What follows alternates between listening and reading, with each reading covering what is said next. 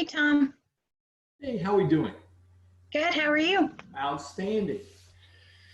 I like where you're at. Yeah, me too. It's beautiful here. Let me tell you.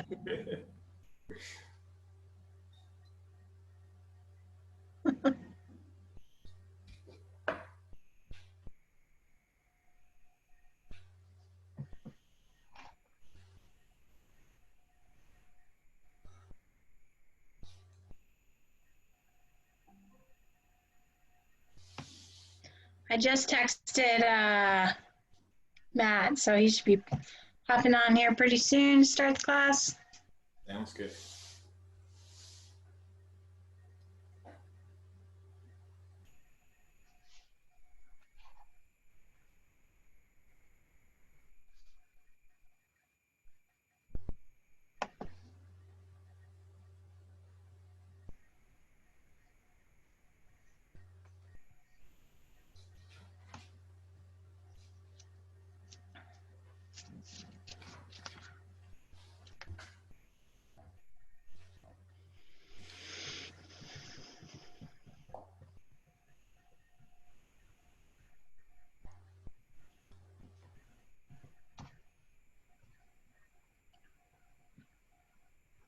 How's life been in quarantine? Um, it's complicated. Yeah. It gets a little dull at times, but it's also, it's kind of a blessing too, I guess. Yeah. Makes you slow down a little bit here and there Yes, sometimes. yes, ma'am. Hello, Hello. Hey, Matt. how's it going? Great. I hope so with you. Good. Okay, I'm making you the host, Matt. All right. Perfect. There we go. And you are streaming on Facebook Live as well. Okay. Are we on now then? I'm sorry. Are we on now then? Oh yeah, it's 3 o'clock, isn't it? Yeah, sure. Yeah, you're. I think it's still fetching the video stream, but hopefully it'll pop on here pretty soon. It's Okay. been kind of acting a little wonky here and there. All right. Well, I guess I'll go ahead and get started. So yes, I'm Matt Sarver with Keller Williams and Cornelius. I had originally started real estate in Idaho in 2001 and was there for just about 6 months or so, and basically had moved to Oregon, but between Oregon and Florida, where I kind of grew up, I was bouncing back and forth between there. My dad had moved up from Florida to North Carolina, and I came and visited North Carolina and found it to be a good balance of the two, areas. So I had, when I first moved to North Carolina, I was working with a seismograph job where I was basically monitoring blasts for construction companies and rock quarries, and I would travel within a 2-hour radius of Charlotte. And with that job, I was a lot of times, anytime they were doing a new construction community, then I was one of the first to kind of know about it. Anytime that there was rock and they needed to blast for the foundations for the homes, then I would need to be there to monitor those vibrations that were coming from the blasting. So I had got my license, my real estate license in 2005, and I was doing both jobs from 2005 till 2012. And so about 7 years I was doing two jobs, and the one job allowed me to it gave me that flexibility to where I could make my calls and send emails and stuff on the road, and kind of plan my trips, or my any home tours and everything, whenever I was going to a certain site. So each year I would kind of I would cap with Keller Williams at about that 2.5 million mark each year, and then my cap would start over.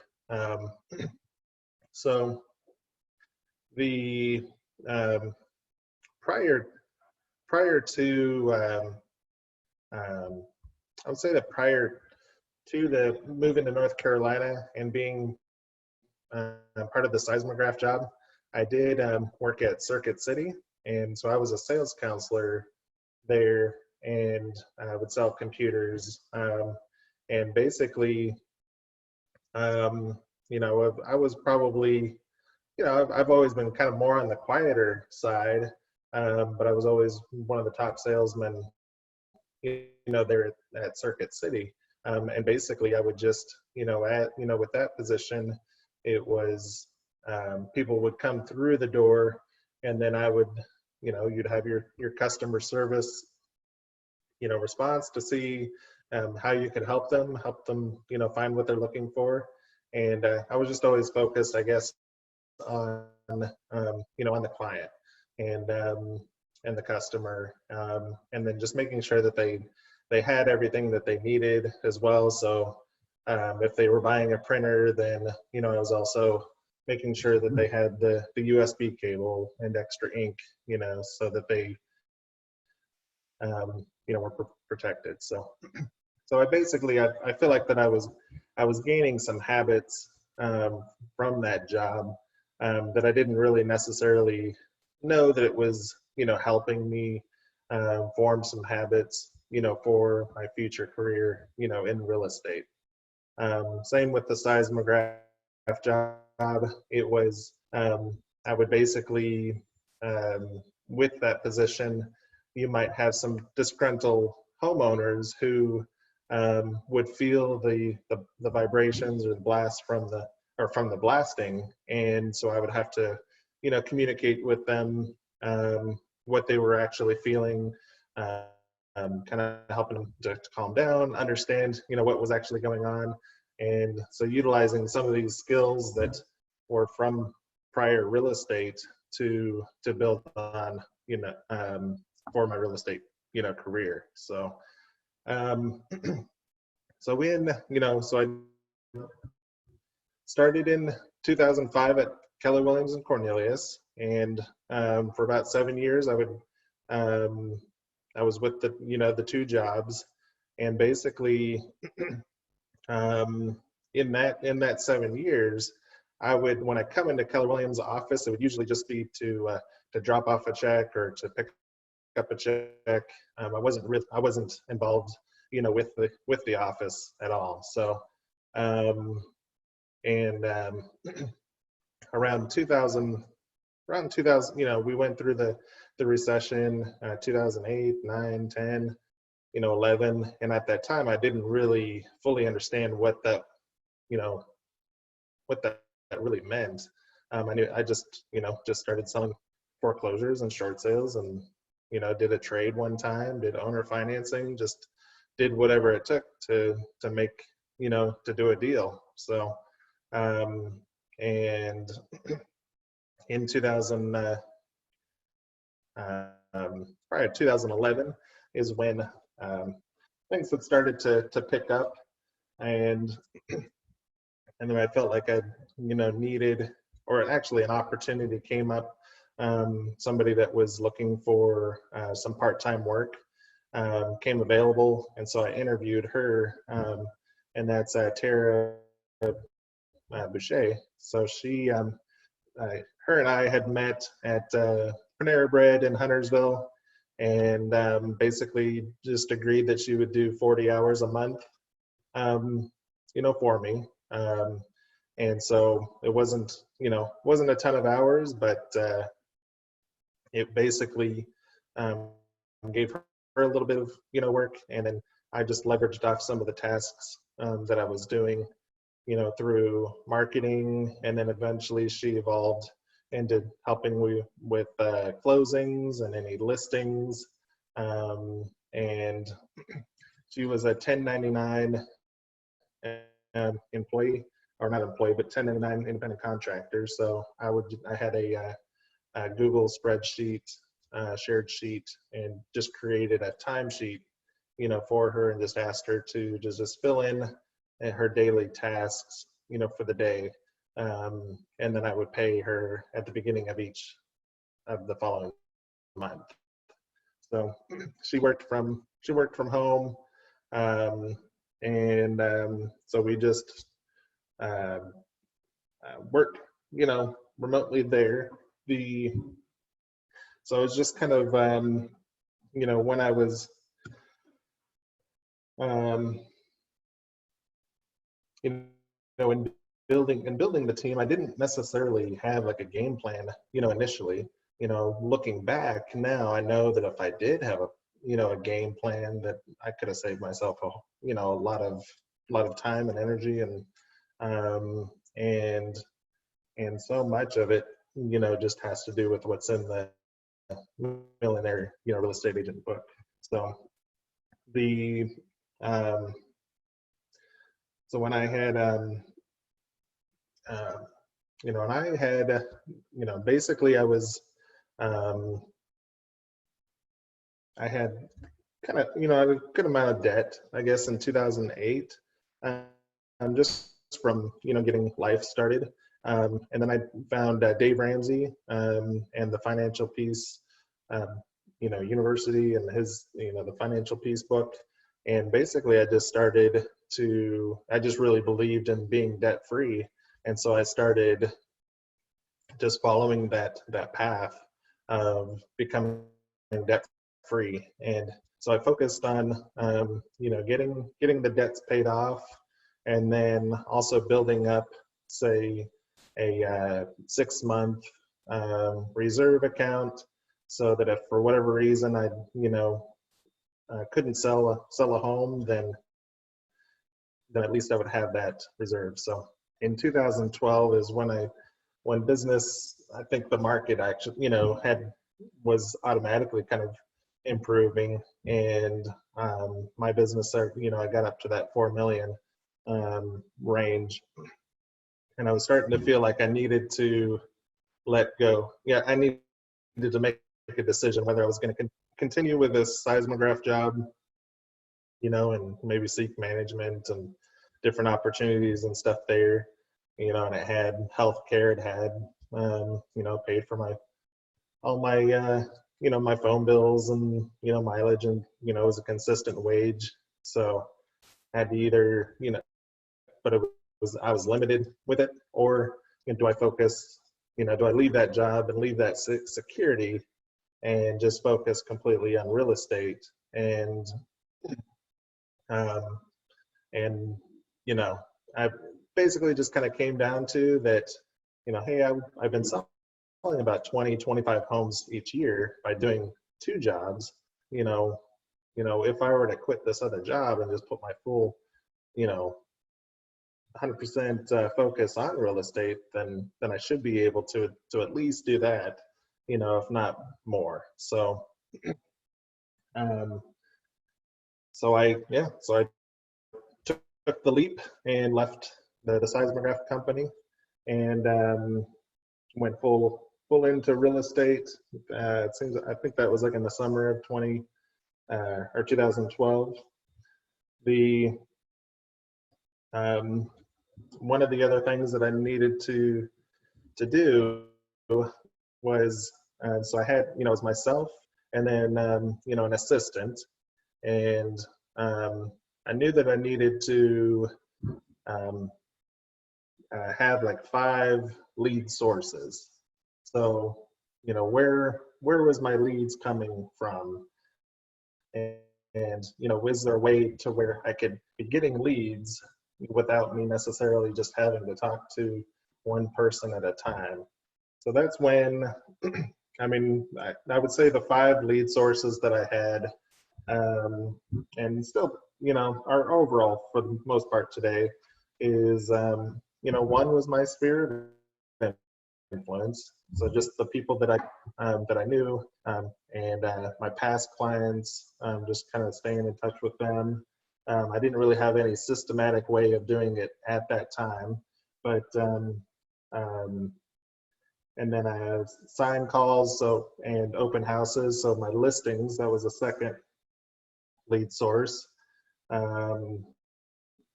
So anybody that did call in, then I just really focused on them and just, didn't just say, oh, you didn't just answer the question and then let them go. I would focus on them and, try and turn them into a sale for this, for my listing. If for whatever reason they didn't like that one, then I would help them help, represent on another one. Zillow was one for me, so that's my third one, and the leads at that time were a lot less expensive. It was still a chunk of money that that I had. There was no guarantee that I was going to get that back, but they basically that was a way for me to be able to in my mind, I felt like I was leveraging. I was paying, a company or something money to for them to do the prospecting and get me the opportunities to talk to these people. So they say that for every dollar that you spend, that you want to have a 4 times return, on there. So and so that the Zillow leads were have been very, very good. For me and for our business, we still continue to do the Zillow leads. Dave Ramsey is my fourth, and I'm now an ELP for Dave Ramsey. Basically there was an application process. I had to have at least 5 years of experience,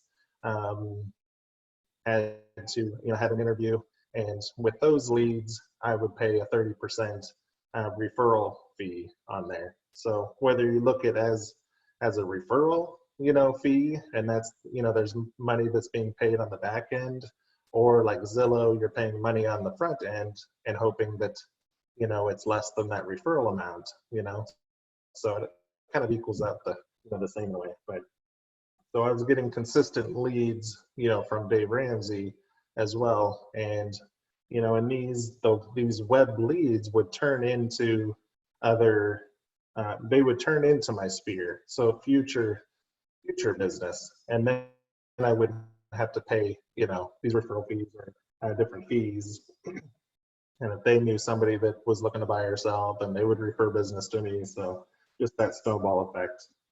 The fifth was, I would say, was probably 2 things, and that was just being part of community.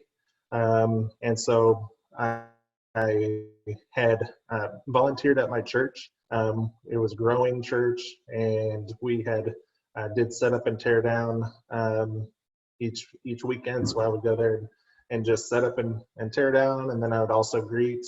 I was a greeter at the church and still am, but it wasn't necessarily to, for it to turn into business, but it just kind of happens. I mean, when you're just around people and you're serving, you're doing the right things, and people take notice. People like to know what you do for a living, and the conversation just starts. And so I made some really great connections, from there, as well as soccer. I'm a big guy, so you probably wouldn't think that I played soccer, but I got involved. I played when I was a kid, up until like 7th or 8th grade, and then I was playing football. Had a friend that had invited me out to play soccer with the Carolina Rapids Adult League, and so through that, I met a ton of people just playing, and I had played for over 7 years, I would say. I was trying to look at that the other day, and it may have been like 7 to 9 years. But so those were, those were my 5 lead sources. There's, there's a whole list of what you can do. Farming, which Consuelo is a rock star, there, and same with Rachel. And so, so I basically was building my business through that. let's see, probably around 2012. Then now that I had these consistent leads, coming in, then and I started to get more leads than I could manage myself. So I brought on a buyer's agent, at that time, and basically taught her, the things that I had done to be successful in real estate. That was Ina Radko, which she's with Keller Williams, and she was with us for several years, and just a real rock star agent.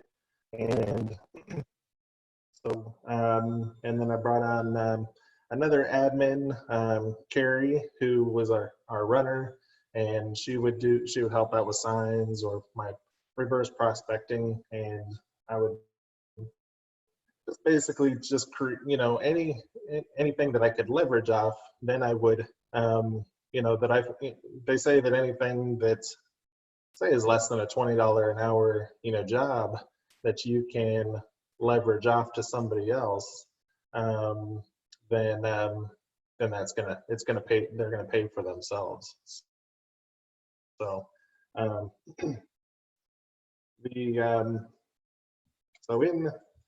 I would say for a few years there, from maybe 2013 to 2015 or 16, as a team, we had about 5 of us, and 5 or 6, and would end up around that 20 million, 25 million, range. And,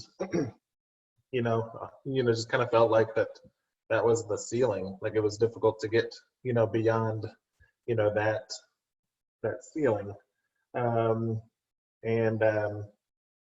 So I had, taken Bold, signed up for that. And, with Bold, it really changed some of the mindsets, really, pushed me to, basically, if you wanted, my goal was that I wanted to get over that 30 million, hump. And so it's like, how do you break that ceiling without driving, going crazy? And so I took Bold, and through that, then they challenged people about, MAPS coaching. And, MAPS coaching, it was, it's $1,000 a month. And so I was like, another $1,000, is it worth it? I can read, some books and do things myself. And, but it's the, so I did start the MAPS coaching, and the things that I learned, from that was building a business. So, and building something that's growing to something that can, that I could pass on to my kids, or pass on to, maybe, I don't know, it's a business. So it becomes,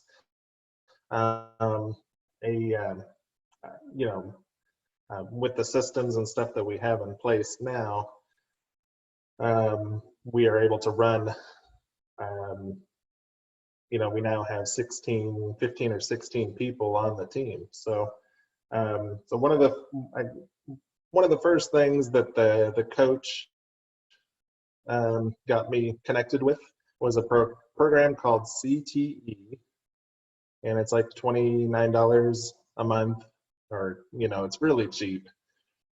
But and it's basically, it's an Excel spreadsheet, and we input our our pendings, our listings, our under contracts, and I plug in my financials. So how much am I, kind of one of the questions, I guess, you can, when you're doing business planning before the before the year, is how much are you planning on selling, say in 2020? And then, okay, how much am I going to spend in 2020 in order to be able to reach that goal? how much am I going to be giving to the agents, my cost of sales, you know, each year. So the MREA, they have kind of basically best practices, and it's finding that balance, because if you don't spend enough money, like say on your admin, then your service can go down, and so your quality, your customers are going to feel, that service has dropped, and so you want to have enough support, enough marketing, that's going out to produce the number of leads each agent feels comfortable with. So each, basically they say as far as an agent that you want to provide about 30 leads per month. So if they don't have enough, then they don't have enough opportunities. If they have too many, then they get overwhelmed and they can't keep up with, managing the leads. So, Hey, Matt, so yes, the program you said was CTE? correct. Okay. Yeah, CTE, and the website is, I think if you go, let's see, if you type in cte-.com, like DASH.com, then that should be able to get you there. Okay. And so I use, Thanks. QuickBooks. I use QuickBooks for my P&L. I use CTE for like my business planning and like all the business, I have my business expenses, like how much am I going to pay towards admin? How much am I going to pay towards lead generation for, phone and technology? There's a percentage for each of those things. And so I just watch that to see if I'm going over the percentage that's recommended, then I need to make an adjustment, somewhere. So And does those percentages go along with the MREA book? they do. So yeah, kind of the general rule is 30, 30, 40. 30% cost of sales, 30% expenses, and then 40% would be the net, to me, or to the team leader. Right. And it just is there a way to make more money than that? Yes, but there's also going to be something that might be affected by that as well, whether it's the service or the amount of time that we're putting into the business ourselves. So it's trying to find that balance of being able to increase our business numbers to a higher number without going crazy, and but also providing I don't know, just trying to find that balance. So they Gary Keller and the Millionaire Real Estate Agent book, they basically study teams all the time, and they know what they're spending, what they're doing, what things are working and what's not. And and so then so it's definitely a great source to go to, and they're coming out with a Millionaire Real Estate Agent 2.0 as well soon. There are a lot of different slides out there at Family Reunion. They were going over those best practices. So I would say the systems that I'm using is CTE. We're currently using Boomtown, which Boomtown allowed us to they basically cover, they manage our website and the lead flow.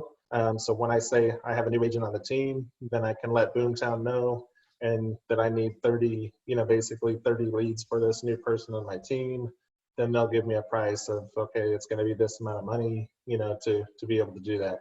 So I'm investing in the agents, that are coming on to the team, and there's no guarantee that they're going to sell anything, or that my investment is going to, be fruitful. And so we have to put a lot of other things in place as well, which I'll go over too.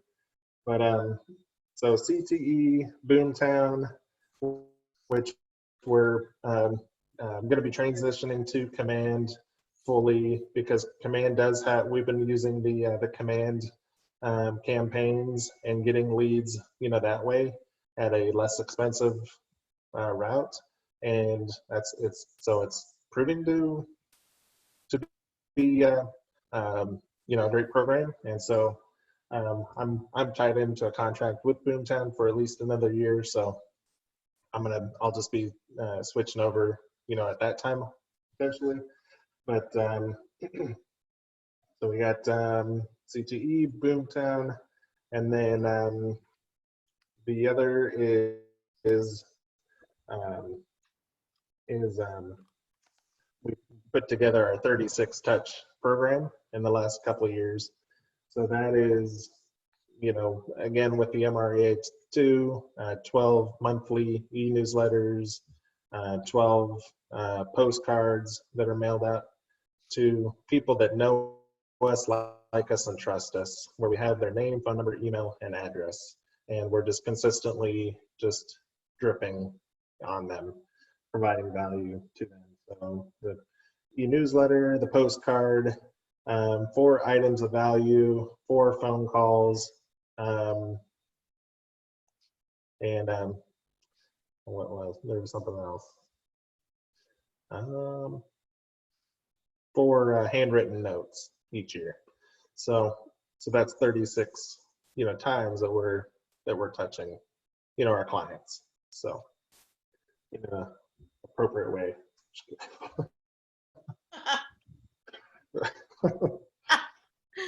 So yeah, and it's teaching our agents, the value of that, because they say with 36 touch program that you should be able to expect 10%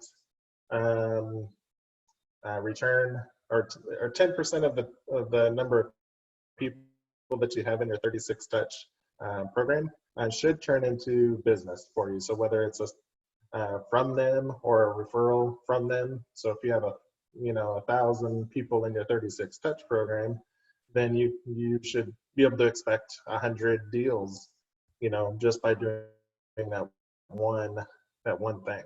So where our web leads through Zillow and through Dave Ramsey and agent referrals and stuff, it could be maybe 2% or 5%. So you're having to make a lot more calls, or reaching out, or touching base, or you have a whole lot more people that are coming from there. But really trying to build up that sphere of influence as much as possible. So the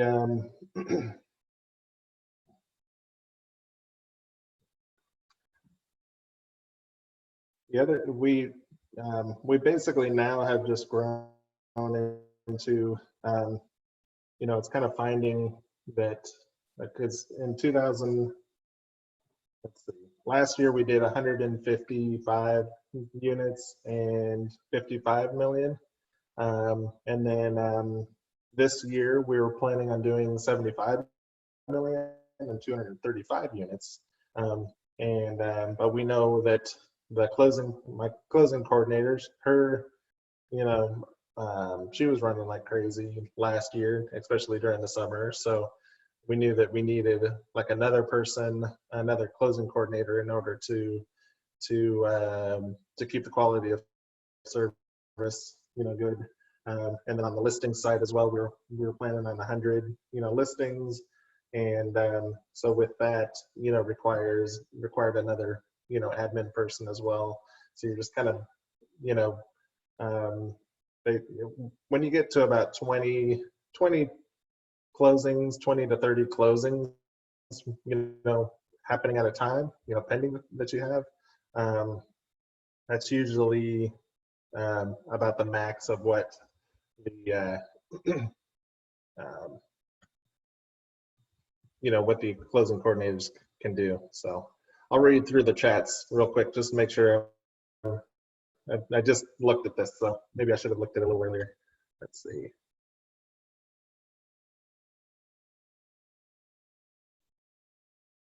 Yeah, so am I still planning to use CTE even with command goals? I guess, CTE does provide, it has all the financials. I'm hopeful that eventually that command will just have everything to where we won't need, which I'm confident that will happen, because a lot of Keller Williams agents do use CTE, and it's going to be a one-stop shop, and so there's another program called SISU, SISU, and it links with another CRM and just makes it that much easier. It's more expensive though, so I haven't used that, but yeah, I will. I'm hoping to eventually just do everything through command.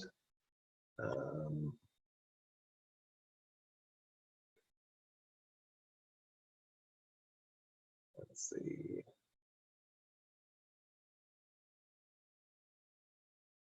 So what is on the, so dripping on them, yeah.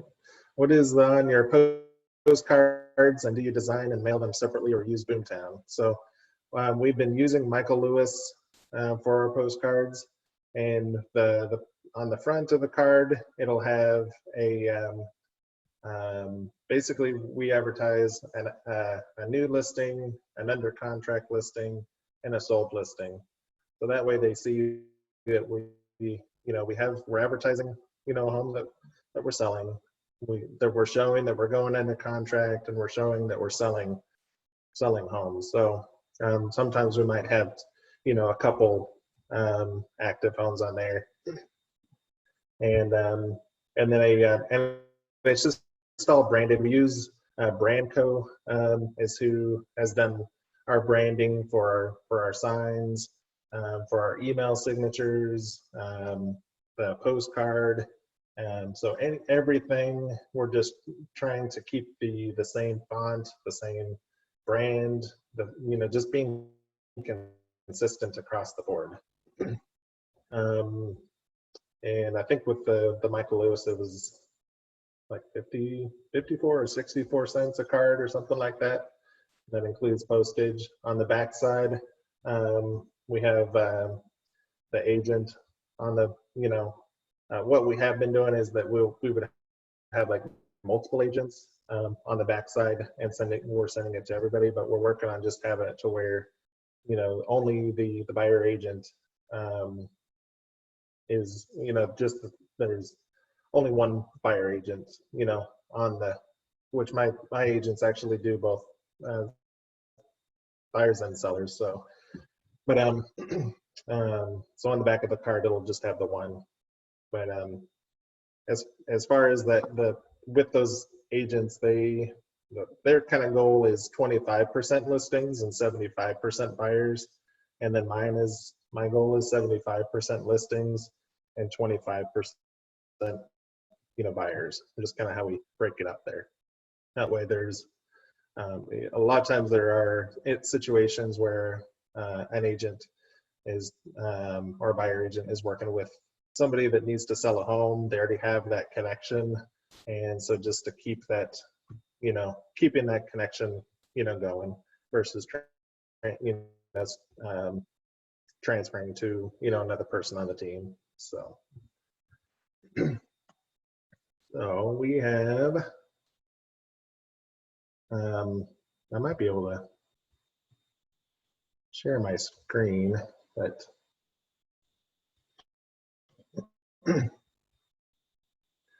okay, so how's the team structured? So listing agents, buyer agents, TC, admin.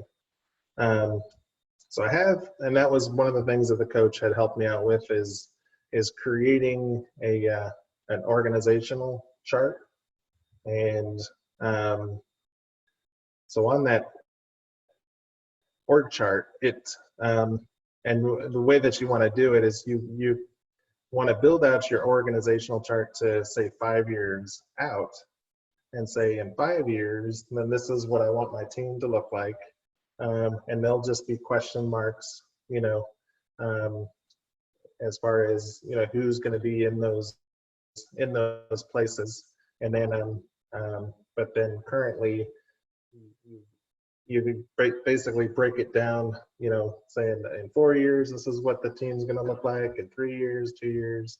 So you're building up to that 5 year, overall big team. And I think it would help if I shared my screen.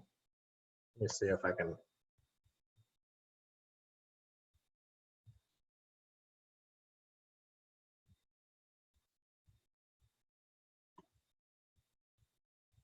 All right.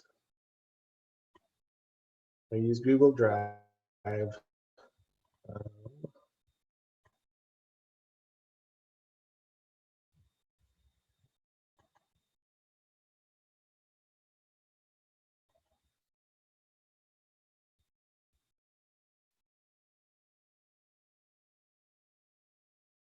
Let's see.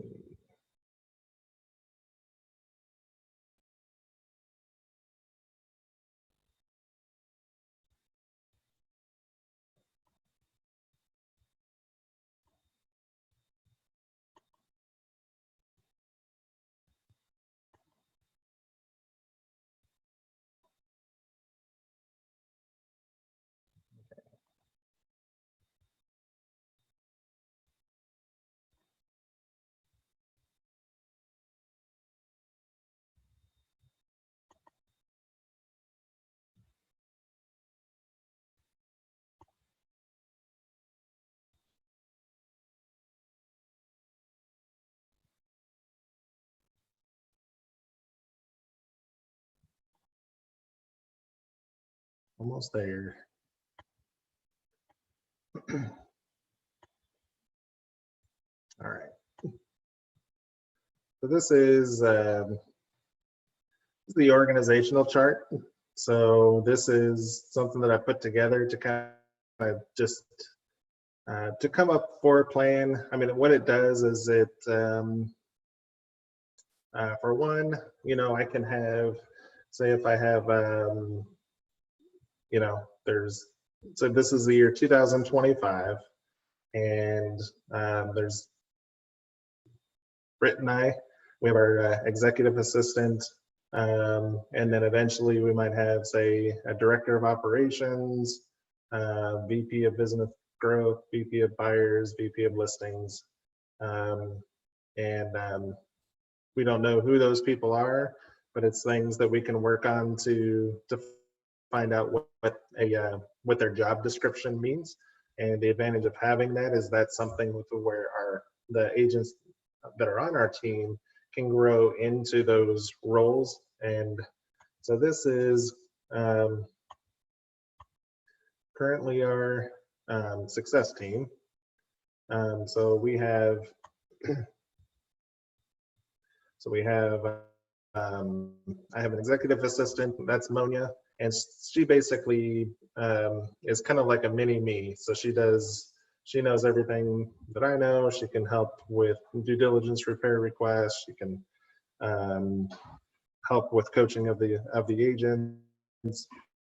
We have Danielle, she's the lead closing coordinator, and then she'll have an assistant, closing coordinator under her as well. Amanda's our lead listing manager, so she just focuses on listings. And they do, they're doing those roles, but during the slower times, then they have some prospecting activities that they do as well to try and generate business for the team as well. So I have employment contracts with each of the admin teams so that they know what their expectations are, but then also these are, you know, there's a list of different things that they can do to be prospecting to help, you know, help the team, to bring some buyers and sellers to the team. And then they get like a bonus or something, you know, if they do bring somebody to the table. Tara is the marketing manager, so she strictly just focuses on the marketing. So our social media, Cornelius Today ad that we do monthly, luxury magazine, which we had started a little over a year ago, and then you know, postcards. She does events. You know, we do a client appreciation event. We do the turkey or the Thanksgiving pie giveaway. So each of them kind of have their, you know, roles or functions that they're doing.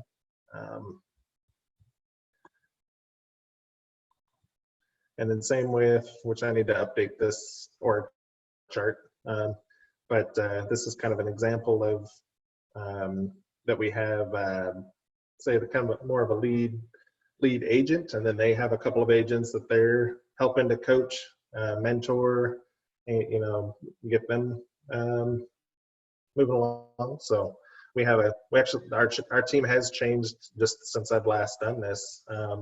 Like Derek's no longer on the team, but and then we have actually three other people on the team. So and then they just so just getting them, you know, coached up and trained.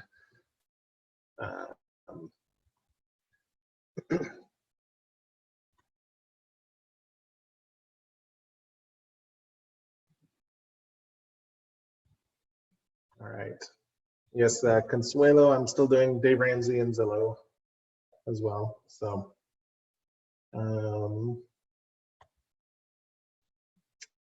is this org chart, does that make sense? It's just kind of like building out a plan, and then you just, you know, the systems are basically, they're the ones that are that's what's keeping everybody accountable, is they have their, you know, each has their contract, and then we do a yearly review, you know, of that. And that's, you know, when pay increases are and that sort of thing, if they've been doing those things or exceeding those things. And then for the, I'll show you another screen here. Let's see.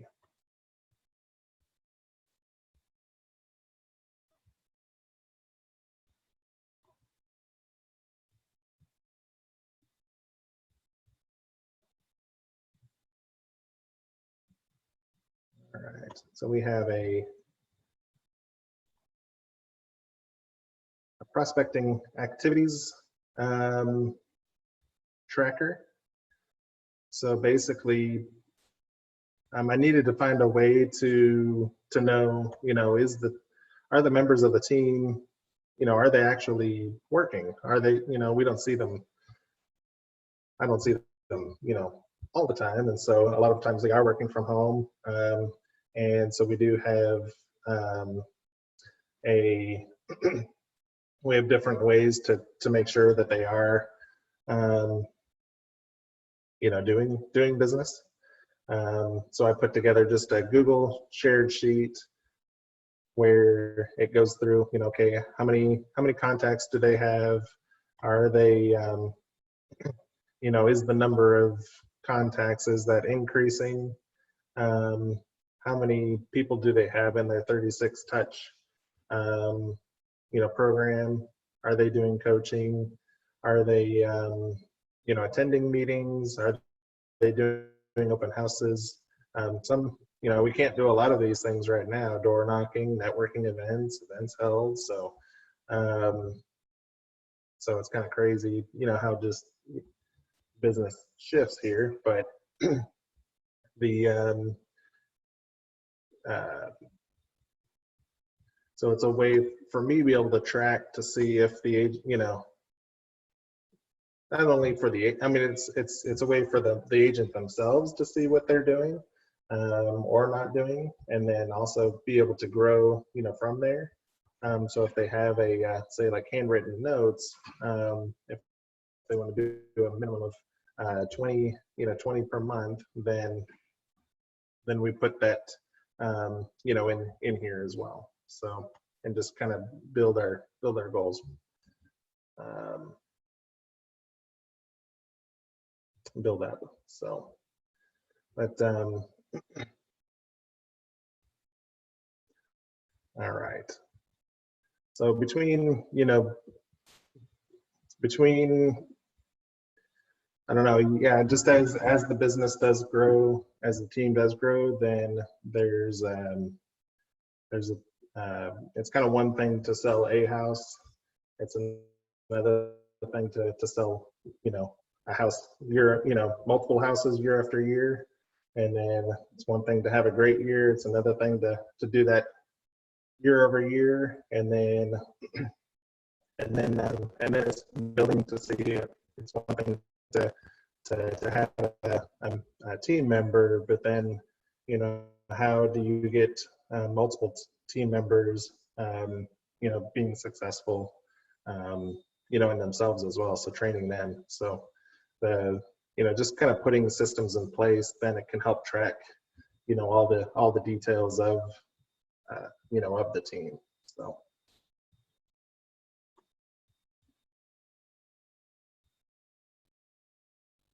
It all makes sense in my head, so.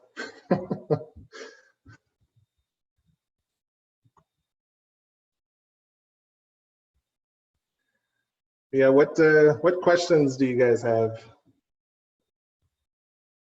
Yeah, I was asking what your process is for recruiting admins and for agents. Okay. So I do, so we do have a, we do want people that want to be part of our team. So we haven't really put anything into place to do some like major like recruiting and seeking out and seeing if they want to be part of the team. A lot of it has been ones that have come to us and said that we're interested in being a part of the team and learning more about it. And so then I have an interview, with them and basically go over, all the things that we do and the expectations, and kind of go into breakdown of the splits and make, just make it a win-win for everybody. So it is a different mindset to be, on a team, because basically, each agent on the team, they kind of feel like that they have their own, success team for themselves, handling closings, listings, a lot of the paperwork, so that they just focus on prospecting, going on appointments, and negotiating. So just, those are the three things that they have to do. And then the rest is handled, by the team for the majority, or for the most part.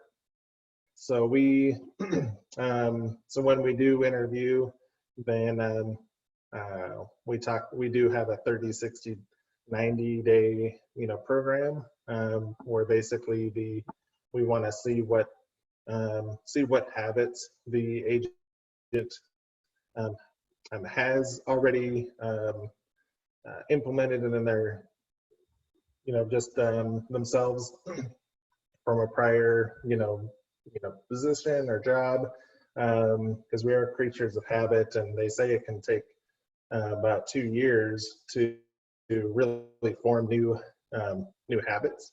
And one of the main things that we need agents to do is to make those phone calls. And it's one thing to make phone calls for a week or a month, but can you do it month after month after month, just continuing to do those follow-ups, the things that you have to do, having those conversations. And so so we go over those expectations, and we follow there's a book called The Ideal Team Player, and basically the ideal team player needs to be humble, hungry, and smart. And if they don't, they don't fit the team culture, then it can really mess up the team and the environment and cause a lot of gossip or anger issues or so we try and make sure that we find the right people to fit to fit our team as well. Sure. And would that apply also to admins, or admins just sort of coming to you, or someone and that's when you're hiring someone for admin or transaction coordinators, or are those people that you're seeking, and how would you do that if you have to seek them? Yeah, for admin, I mean, basically, my very first one, kind of fell in my lap, and that was one that she's still with me, and so that was golden. And then let's see, with Danielle, my closing coordinator, we did use WiseHire. So there's a website called wisehire.com, and they basically they're connected with real estate, but also the DISC profile. And so then when they send out the job, just job application or whatever or the job whatever advertisement, then they ask whoever's registering to fill out the DISC profile, and so you can kind of see if they would be a good fit for the role that you're seeking. So that's how we found Danielle. She actually was up in New York and found us. And so she was one of our top people, on our list. And so she flew down from New York like 2 days later. We had an interview, and then it was a good fit for her. And then she moved down. So, and she's still with us, today. So I'm doing a great job. So it's definitely, you want to match them up with you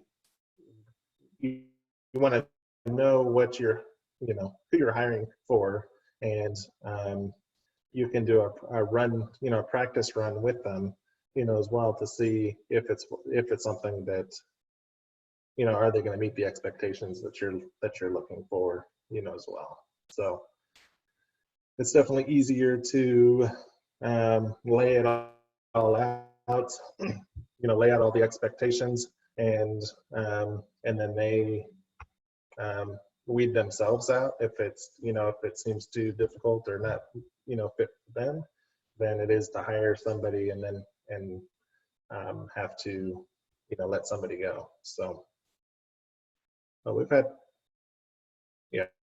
had good luck, so, or been blessed, or whatever word you want to use.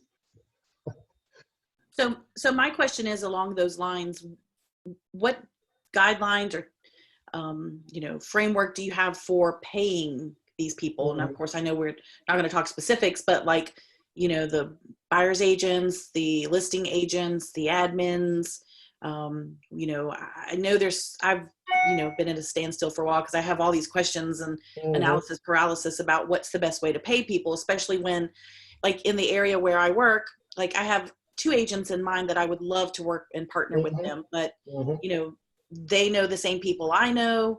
So therefore we can't really say, well, if you bring the lead, well, are they really bringing the lead, or is it because they're coming because they know me or because they know them? I mean, how do you handle that? There's a level of trust, and then just also, I think just a level of it all works out in the end kind of thing. And benefiting somebody else is a reward, as well. So when you feel like that you can help somebody, too, in life, and it's kind of like a team, a partnership, that sort of thing, then there's a great fulfillment, I guess, that can come, from that. And so there are some situations where, it's kind of questionable, but you just kind of let it go, and it all works out, but they're more rare than you know, then and so as far as the pay, then you know, if it's kind of one of those things, if it's somebody that's inexperienced, that you need to train a lot, then they may be a lower wage.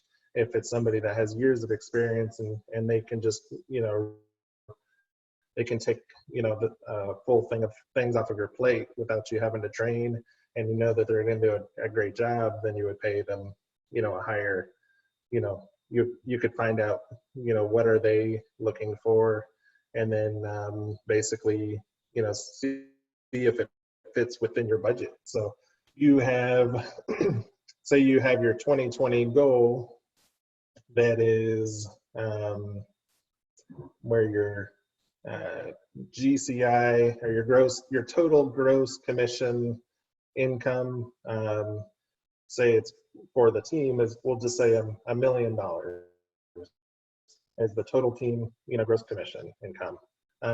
Then you know that 30% of that million is going to go to the agents, so that's 300,000. 30% of that is going to be to your expenses, so that's 300,000, and then 40, you would get 400,000 or 40%. So in that 30% for the expenses, there's another list of that breaks down how much you pay towards admin. So say it's 10% is there. I think it ranges from 10 to 20%. But if it was, you know, 10%, then that would be is that 100,000 towards your admin. So so then you would, you know, basically that's how much admin you would need, you know, in order to reach your $1 million gross, you know, team gross commission income.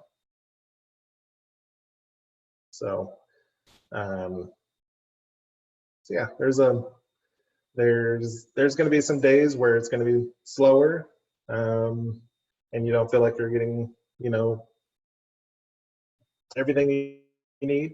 But there's going to be other days where you feel like, you know, it's just overwhelming, and they're overwhelmed, and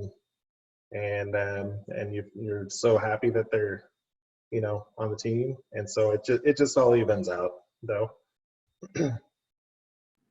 I don't know if I missed this in the beginning. Did you say that there was kind of a point when you were starting out that you felt was kind of the breaking point on when you wanted to leverage as far as like number of deals or volume you were doing? I think it was around that, around that 2.5 million is when I felt like that I needed a part-time person in order to, in a situation that I was in at that time. I was working another job as well. So it may be around that 4 million or so where you feel like, okay, it would be beneficial for me to have a part-time person. So if you can, you know, leverage off basically for the agents on the team, once it goes under contract, then it goes to our closing coordinator. So she handles the, you know, submitting it to the lender, the attorney, you know, setting up the inspection, setting up, putting, you know, making sure all the paperwork's correct, and submitting that to KW, and just being another set of eyes and ears, looking out for us to make sure that it's a smooth closing. And then same with on the listing side, as soon as we have the listing paperwork, then we send that to Amanda, our listing manager, and then she's the one that orders the measurements, the photos, the staging, and gets the, you know, the details of the home, gets it live, make sure everything is ordered so that the agents can just focus on prospecting, setting up appointments, and negotiating. So it would, you know, definitely, you know, it may be, it's always, anytime you hire somebody, there's always kind of a level of discomfort of, is this the right thing? Should I do this? You know, can I afford it? You know, that sort of thing. But you do it, then you know, you save so much time and energy and, you know, by leveraging off those tasks, so you can focus on what you do best, you know, and that's, you know, selling properties, and then eventually, you know, growing the team or the business to be, you know, managing the business, and eventually bringing somebody on that can oversee, you know, everything, you know, as well. So there are some teams that are, I mean, not all teams are the same too. So, I mean, there are some teams that, where the team lead doesn't do any buying and selling or representation. They're pretty much like a DOO through the process. So, but yeah, I would think that a majority of them are, you know, still selling.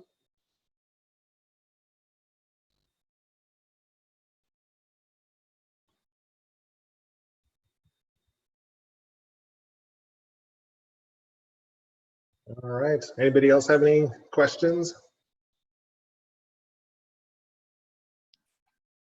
There are no questions on Facebook Live at this time. Okay. Well, then, yeah, definitely feel free. I have a listing appointment actually at 4:30. So, but definitely feel free to reach out. You know, wherever you are in the process. You know, if you're just about to hire somebody and have some questions about it. My email's matt@thesarbergroup.com. So. Thanks for sharing. Thanks, Matt. You're welcome. Thanks, guys.